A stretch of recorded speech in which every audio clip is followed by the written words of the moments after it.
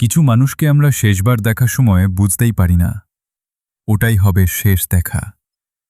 আর তারপর সারা জীবন শুধু একটা আফসোস রয়ে যায়, আরেকটু যদি পাশে থাকতে পারতাম।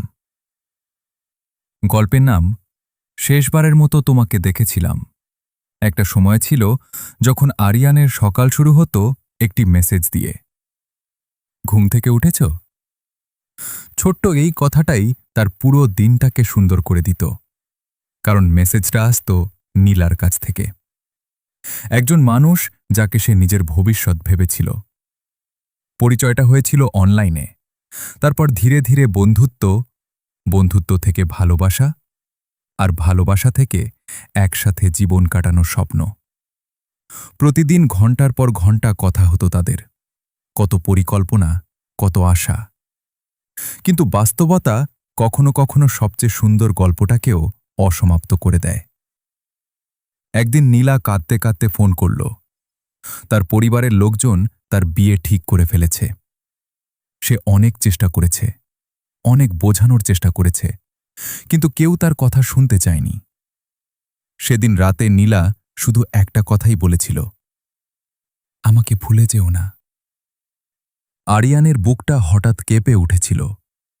তবুও সে নিজের কান্না লুকিয়ে বলেছিল, তুমি সুখে থাকলেই আমি ভালো থাকব। কথাটা মুখে বলা সহজ ছিল, কিন্তু হৃদয়টা তখন টুকরো টুকরো হয়ে যাচ্ছিল। বিয়ের আগের দিন নীলা দেখা করতে চাইল, শহরের সেই পুরনো পার্কে, যেখানে তারা প্রথম একসাথে হাঁটছিল। আরিয়ান যখন সেখানে পৌঁছাল, দেখল নীলা একা বসে আছে, চোখ দুটো লাল। মনে হচ্ছিল সে অনেকক্ষণ ধরে কাঁদছে। দুজনের কেউই প্রথমে কোনো কথা বলতে পারল না, চারপাশে শুধু নীরবতা।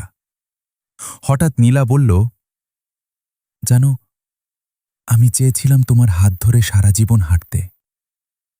আরিয়ান হালকা হাসল, কিন্তু সেই হাসির পেছনে লুকিয়েছিল অসংখ্য কষ্ট। সে বলল, সব ইচ্ছা পূরণ হয় না নীলা। নীলার চোখ থেকে এক ফোঁটা জল গড়িয়ে পড়ল। আমাকে ক্ষমা করে দিও। আরিয়ান মাথা নাড়ল। ক্ষমার কিছু নেই, ভালোবাসা কখনো অপরাধ নয়। ঠিক তখনই সূর্যটা অস্ত যেতে শুরু করল। সোনালি আলোয় ভরে উঠল চারপাশ। নীলা ধীরে ধীরে উঠে দাঁড়াল। হয়তো বিদায় বলার সময় হয়ে গেছে। কয়েক কদম হেঁটে আবার ফিরে তাকাল। সেই চোখে ছিল হাজারো না বলা কথা। তারপর ধীরে ধীরে মানুষের ভিড়ে হারিয়ে গেল। আরিয়ান স্থির হয়ে দাঁড়িয়ে রইল। সে জানত না, ওটাই ছিল তার জীবনের সবচেয়ে কষ্টের মুহূর্ত, কারণ ওটাই ছিল শেষবারের মতো নীলাকে দেখা।